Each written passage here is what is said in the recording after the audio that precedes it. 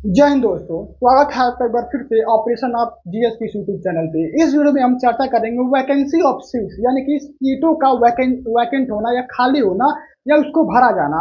अब कौन सी सीटों की बात कर रहे हैं, तो हम बात कर रहे हैं पार्लियामेंट या स्टेट लेजिस्लेचर, जितनी भी विधायक या सांसद होते हैं, जिसको एमएलए या एमएलसी या एमपी मतलब मेंबर ऑफ पार्लियामेंट बोला जाता है। तो वो नए लोग चुन के आते हैं, उनकी सीटें कैसे बढ़ती हैं, या कोई एक से अधिक सीटों पे जीता हुआ है, चाहे वो विधानसभा का मेंबर हो, वो विधान परिषद में जाना चाहते हो, या कोई विधानसभा का मेंबर हो, वो एमएलए एमएलसी हो और एमपी बन गया हो, तो उसके लिए सीटें कैसे वेरी करती हैं, कौन सी सीटें छोड़नी पड़ती हैं, कौन सी सीटों को रखना पड़ता है।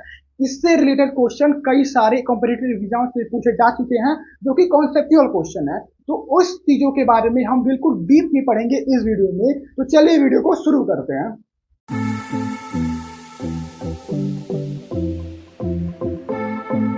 चलिए शुरू करते हैं। तो सबसे पहले हम बात करते हैं जो हमारे पॉइंट्स क्या है। पहला पॉइंट क्या है? A person can not be member of both house of the parliament at the same time. कोई भी व्यक्ति पार्लियामेंट हम जानते हैं लोकसभा, राज्यसभा और प्रेसिडेंट को लेके बनता है, यानी कि इन तीनों को कंबाइन किया जाता है तो पार्लियामेंट बनता है। लेकिन अगर हम बात करें हाउस ऑफ पार्लियामेंट की, तो उसमें दो सदन होते हैं, एक लोकसभा एक राज्यसभा। इसके बारे में आप लोग जानते हैं, अगर नहीं जानते हैं तो आज समझ लीजिए। पार्लियामेंट दो चीजों से मिलकर बना होता है, parliament house, Lok Sabha and Rajya Sabha. तो इसमें कहा क्या गया? A person can not be a member of both the house of parliament at the same time. नहीं, कोई भी व्यक्ति एक ही समय में लोकसभा और राज्यसभा का मेंबर्स नहीं बन सकता है। इसके बारे में बताया कहा गया है, तो एक एक्ट है जिसका नाम है रिप्रेजेंटेशन ऑफ पीपल एक्ट 1951। अब इसका नाम 1951 क्यों पड़ा? क्योंकि जाहिर सी बात है 1991 में ये लाया गया था।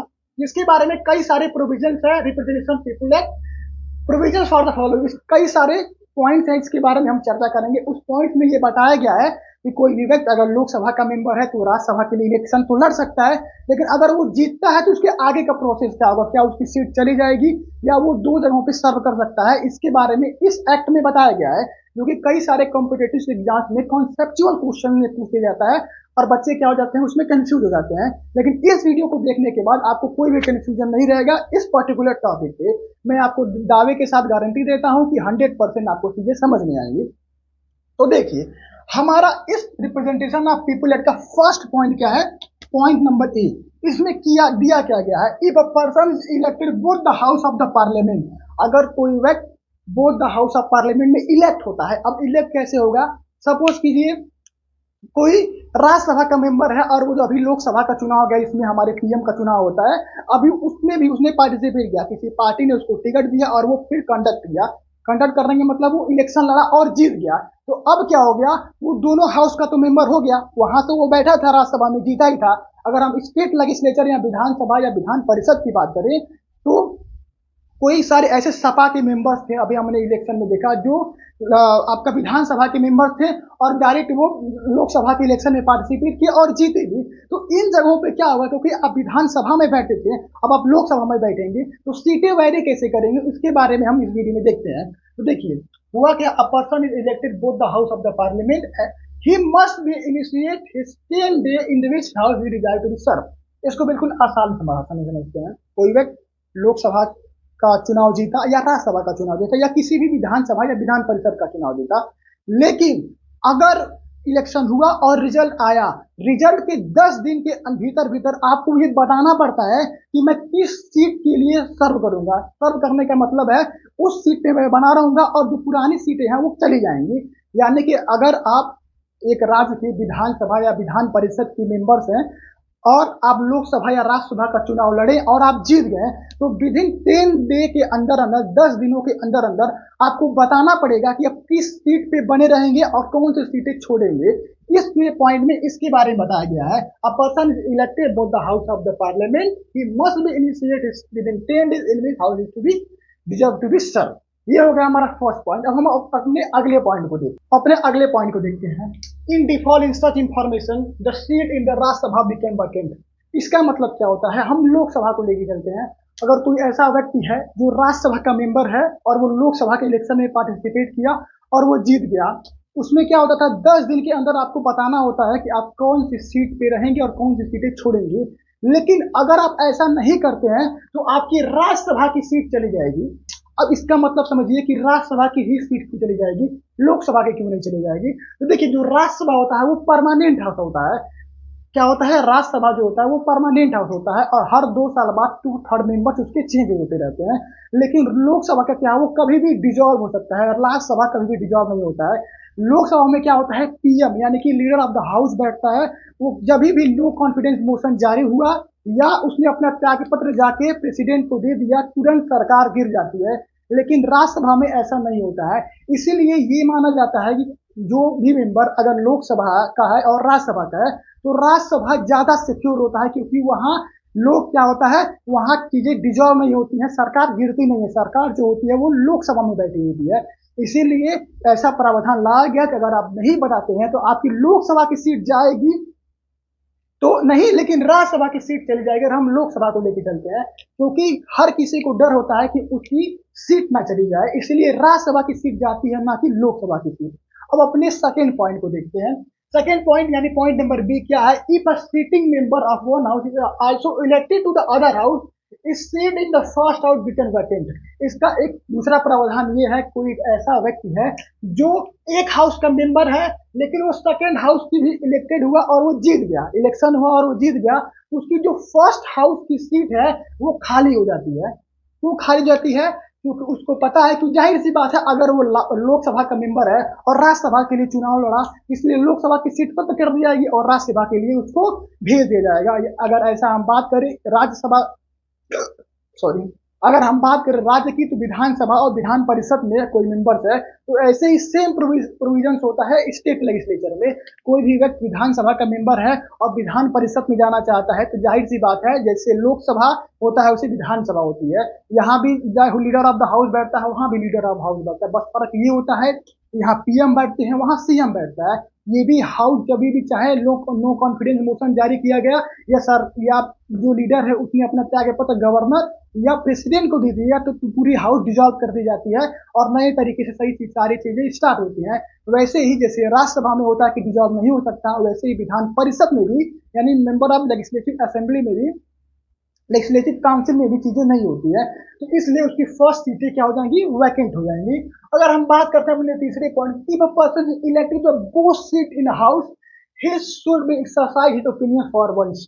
सबसे बड़ा एग्जांपल राहुल गांधी, इस पॉइंट के सबसे बड़ा एग्जांपल राहुल गांधी। राहुल गांधी क्या किए, वायनाड और रायबरेली दोनों से लड़े, किसके लिए, लोकसभा इलेक्शन के लिए। 2 सीटों से लड़े और वो दोनों सीटों पे जीत गए। क्या हुआ, वायनाड और रायबरेली दोनों सीटों पे लड़े, लेकिन people representation of people act 1951 का सब क्लॉज ये कहता है कि कोई भी व्यक्ति सिर्फ एक हाउस पे सिर्फ एक सीट को सर्व कर सकता है, 2 सीटों पे नहीं। आप देखिए लिखा क्या है, a person is elected to both seat in a house he should be exercise for one. तो सिर्फ एक house of parliament, single house of parliament करने का मतलब ये है, चाहे लोकसभा को लेकर चलिए, चाहे राज्यसभा को लेकर चलिए, विधानसभा विधान परिषद लेकर चलिए, एक हाउस में एक सीट पे एक ही सांसद या एक ही विधायक रह सकता है। अगर वो 2 सीटों पे लड़ा है और 2 सीटें या 2 से अधिक सीटों पे जीता है तो उसको 14 दिन के अंदर अंदर आपको बताना पड़ता है कि आप किस सीट को रखेंगे और किस सीट को छोड़ेंगे। आई होप आपको ये समझ में आ गया पॉइंट नंबर सी, जो कि राहुल गांधी का भी सबसे बेस्ट एग्जांपल है। अगर आपको वीडियो समझ में आ रहा है, आपको टॉपिक समझ में आ रहा है कि कैसे कैसे चीजें होती हैं, तो प्लीज वीडियो को लाइक कीजिए और साथ ही साथ चैनल को सब्सक्राइब भी कर दीजिए। अब हम चलते हैं अपने अगले पॉइंट्स के बारे में, जो कि बहुत इंटरेस्टिंग पॉइंट है। अभी हमने क्या पढ़ा कि कोई भी व्यक्ति एक हाउस में 2 सीटों पे नहीं रह सकता है। अगर वो ऐसा करता है तो क्या होगा, otherwise both the seat become vacant. एक ऐसा व्यक्ति है, अगर राहुल गांधी 14 दिन के अंदर अंदर अगर ये नहीं बताते हैं वो किस सीट से रहेंगे, और जैसे वायनाड और रायबरेली इन दोनों में से किसी एक को उनको चुनना होगा, अगर वो ऐसा नहीं करते हैं तो उनकी दोनों सीटों की सदस्यता रद्द कर दी जाएगी। ये किसमें बताया गया, रिप्रेजेंटेशन ऑफ पीपुल एक्ट 1951 में बताया गया। अब देखिए अगला प्रोविजन क्या है, similarly the person can not be member of the both house of the parliament and the state legislature at the same time. इसका कहने का मतलब क्या है कि कोई भी एक ऐसा व्यक्ति जो स्टेट लेजिस्लेचर या विधानसभा या विधान परिषद का मेंबर हो और वो इलेक्ट करता है किसके लिए, लोकसभा या राज्यसभा के इलेक्शन के लिए, अगर वो जीतता है तो वो व्यक्ति सिर्फ एक सीट पे रह सकता है। कौन सी सीट पे रह सकता है उसके बारे में हम चर्चा करेंगे, लेकिन वो सिर्फ एक सीट पे रह सकता है। अगर वो ऐसा नहीं करता है तो उसकी दोनों चीजों की सदस्यता रद्द की जाती है। देखिए लिखा क्या है, Similarly, the persons cannot be the member of the both house of the parliament at the state legislature at the same time. कोई भी एक ऐसा है जो स्टेट लेजिस्लेचर और पार्लियामेंट यानी कि लोकसभा और राज्यसभा के इलेक्शन करता है, तो सिर्फ एक सीट पे वो रह सकता है और सारी चीजें उसको छोड़ना पड़ेगा। लेकिन if a person is so elected, his seat in the parliament become vacant if he does not resign his seat in the state legislature within 40 days। अगर इसके बारे में इसमें बताया गया है, देखिए, अगर वो लोकसभा और राज्यसभा के इलेक्शन करता है और वो स्टेट लेजिस्लेचर या विधानसभा या विधान परिषद का मेंबर है, अगर वो ऐसा नहीं करता है तो पार्लियामेंट यानी कि लोकसभा या राज्यसभा की सीटें उसकी सदस्यता रद्द कर दी जाएगी। यानी कि अगर वो जीत के आया है तो उसकी सदस्यता रद्द कर दी जाती है। विद इन 14 डेज के अंदर उसको रिजाइन देना होता है। इस चीज को बिल्कुल आसान भाषा में समझते हैं। कोई एक ऐसा व्यक्ति है जो राज्य की विधानसभा का मेंबर है और वो इलेक्शन लड़ता है आपके लोकसभा के लिए, और वो क्या होता है, वो जीत जाता है। तो रिप्रेजेंटेशन ऑफ पीपल एक्ट 1951 ये कहता है कि कोई भी व्यक्ति दोनों हाउस में एक साथ नहीं बैठ सकता। यानी कि अगर वो विधानसभा का मेंबर है तो वो लोकसभा में दोनों एक टाइम पे नहीं रह सकता। कोई एक सीट पे उसको अपनी सदस्यता मांगनी पड़ती है और दूसरे को छोड़ना पड़ता है। अगर कोई व्यक्ति लोकसभा का मेंबर जीतता है और विधानसभा का मेंबर है तो विद इन 14 दिन के अंदर अंदर उसको अपनी विधानसभा सीट से रिजाइन करना होता है। अगर वो ऐसा नहीं करता है तो उसकी लोकसभा की जो सदस्यता है वो रद्द कर दी जाती है। अब ऐसा क्यों होता है? देखिए, जो विधानसभा होता है वो राज्य लेवल पे होता है, यानी कि स्टेट लेजिस्लेचर में आता है, लेकिन जो लोकसभा होता है वो पार्लियामेंट के अंदर आता है। पूरे देश का उसकी जो जितने भी डिसीजन लेने होते हैं, जितने भी कानून बनेंगे वो पूरे देश के लिए बनेंगे। तो इसीलिए करना क्या होता है, उसको अपने लोकसभा सीट को बचाने के लिए आपको स्टेट लेजिस्लेचर यानी कि विधानसभा की सीट से रिजाइन करना होता है। अभी एक लेटेस्ट समाजवादी पार्टी के एक नेता थे जिनके कई सारी वीडियोस वायरल भी हुई थी, जिसको अखिलेश यादव ने कहा था कि आप सदस्यता बनने वाले हैं, आपकी सदस्यता खत्म कर दी जाएगी। तो वो इसी से इंस्पायर था। सबसे अच्छा एग्जाम्पल वो था। इसका क्लिप मैं वीडियो में डाल दूंगा, आप देख सकते हैं कि क्या हुआ इस मैटर में। वो विधानसभा के मेंबर्स तो थे लेकिन वो इलेक्शन लड़े लोकसभा के लिए और जीते भी। तो इन जगहों पे क्या होता है, आपको अपनी विधानसभा की सीटों से रिजाइन करना होता है विद इन 14 दिन के अंदर अंदर। अगर आप ऐसा नहीं करेंगे तो आपकी लोकसभा की सीट की सदस्यता खत्म कर दी जाएगी। आई होप आपको समझ में आया होगा। अगर आप चाहते हैं इससे रिलेटेड कुछ और वीडियो बनाना तो कमेंट बॉक्स में जरूर कमेंट कीजिए और साथ ही साथ वीडियो को लाइक कीजिए और चैनल को सब्सक्राइब भी कर दीजिए। तब तक बने रहिए हमारे साथ। जय हिंद।